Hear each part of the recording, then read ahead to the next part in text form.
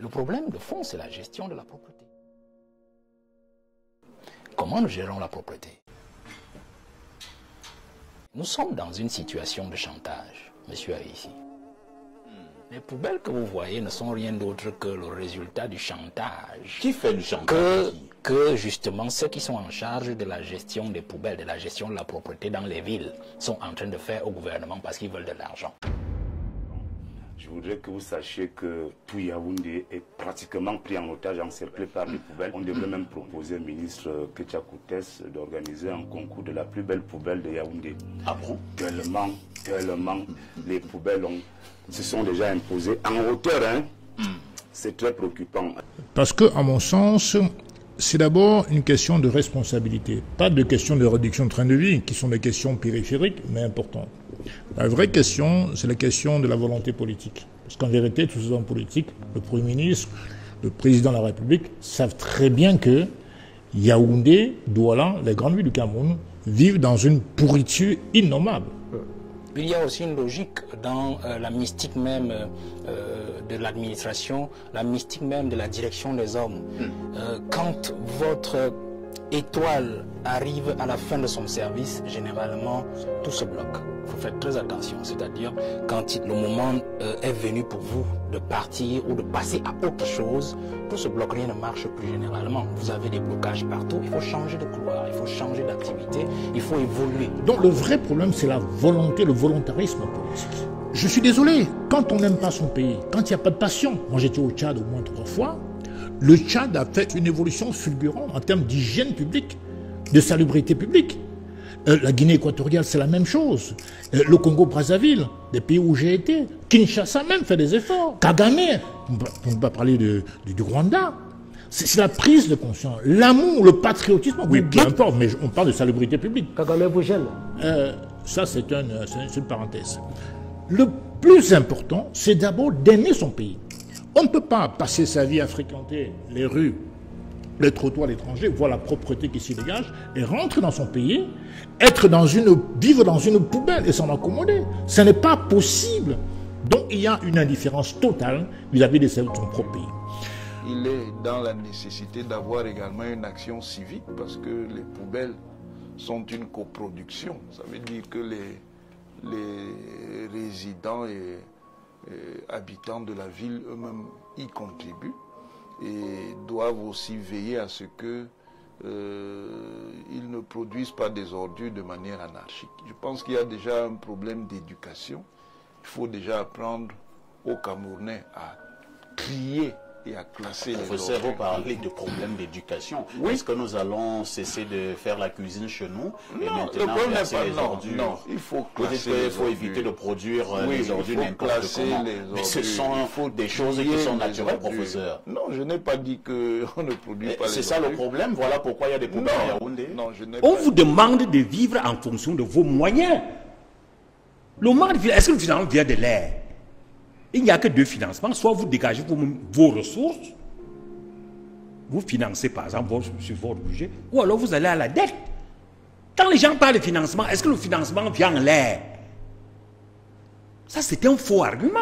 Et ce n'est même pas un argument économique. Nous sommes ici devant un système institutionnel est devenu insoutenable. Voilà ce qu'on dit depuis de longues années. Ce n'est pas la première fois qu'on évoque le problème des ordures dans cette émission.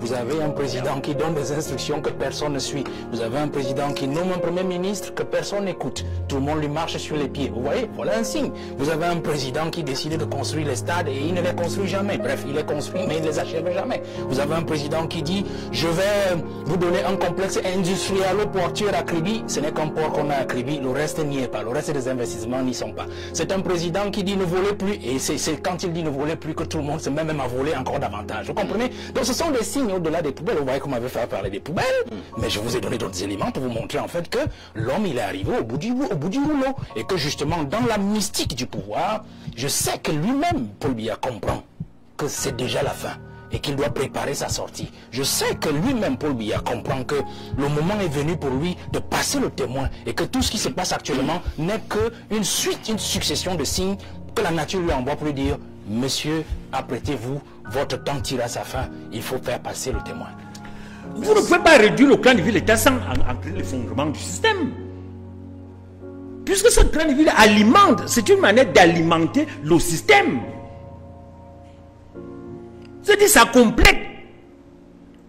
C'est-à-dire que si on le réduisait aujourd'hui, il y aurait risque. Non, le système va s'effondrer. Il risque que le système s'effondre. Oui, il va s'effondrer sur le champ.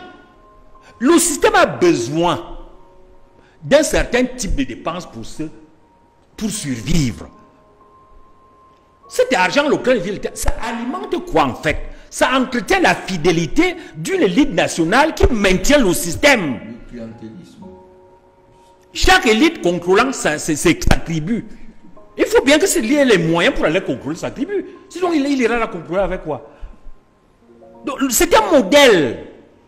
Et vous ne pouvez pas résoudre les problèmes du Cameroun si vous ne sortez pas de ce modèle. Voilà le discours qu'on tient depuis longtemps. Les maires et le ministre de la Ville sont entendus pour que le président débloque près de 50 milliards de francs CFA pour qu'on refasse les routes. Et ce que je sais que vous le savez, mais beaucoup de Camerounais ne savent pas, c'est que cet argent est passé dans les poches de la belle famille, de ces ministères. C'est-à-dire que la société Razel a récupéré ce marché et n'a pas accompli le travail qui devait être fait de manière excellente dans les villes. La situation d'insalubrité que vivent nos villes est la preuve de la malgouvernance de notre pays. Carrément. Pourquoi? Parce que il s'agit d'abord d'un problème de moyens logistiques. La capacité d'enlèvement des ordures par les communes. Je suis moi-même maire dans une commune et vraiment je peux vous dire que le principal blocage que nous avons, nous ne sommes pas près de Yaoundé, mais le principal problème que nous avons, c'est celui de la capacité d'enlèvement des ordures. À mon atelier, nous n'avons qu'un camion qui est en panne 2 jours. Capacité en termes de quoi? Non, logistique. Ouais. C'est-à-dire les camions pour enlever les ordures. Ça passe par là. Le règlement des factures, bien sûr, pose un problème de trésorerie, mais à la base, au niveau même des investissements, il y a un problème de capacité que ces entreprises ont de pouvoir assurer leur métier. Or, au Cameroun, nous sommes encore dans l'enfouissement. L'enfouissement veut dire quoi? Quand vous créez une décharge, vous mettez quelque part, ça va affecter la nappe phréatique. Plus tard, quand les gens vont... Sans triage. Et quand les gens vont consommer cette eau-là demain, ben vous allez voir le cancer, toutes des maladies. Donc c'est une mauvaise vision, c'est mauvaise la vision qui est pratiquée au Cameroun. Ce n'est pas seulement de collecter. Il faut collecter, il faut traiter ces ordures ménagères. Il n'y a pas que les poubelles, les ordures ménagères. Il y a les ordures industrielles, il y a les produits industriels, il y a les produits des fausses. Qu'est-ce qu'on fait? Est-ce qu'il y a un système d'irrigation de canaliser nos fonds? Je vous comprends très bien, Alex Nguema. J'arrive. Attendez d'abord, on va tout responsable du RDPC et qui passe 5 minutes à faire du blablabla. Mais comment ça blablabla? Mais il a été honnête de reconnaître qu'il y a un manque de financement. C'est pas de l'honnêteté. Le professeur Kanko c'est pas de l'honnêteté. C'est visible. C'est pas honnête que de voir ce qui existe. Tout le monde voit ce qui existe. Pas à Douala, Yaoundé, Bafou Samabouya, à aider en Konsamba. C'est la même chose. Si c'est généralisé, c'est que c'est même pas un problème des communes, que c'est la faillite de l'État. Point. Alors, chaque fois qu'il y a la faillite de l'État, l'argument c'est que l'État ne peut pas tout faire. Mais ça c'est vrai depuis des millénaires, l'État ne peut pas tout faire.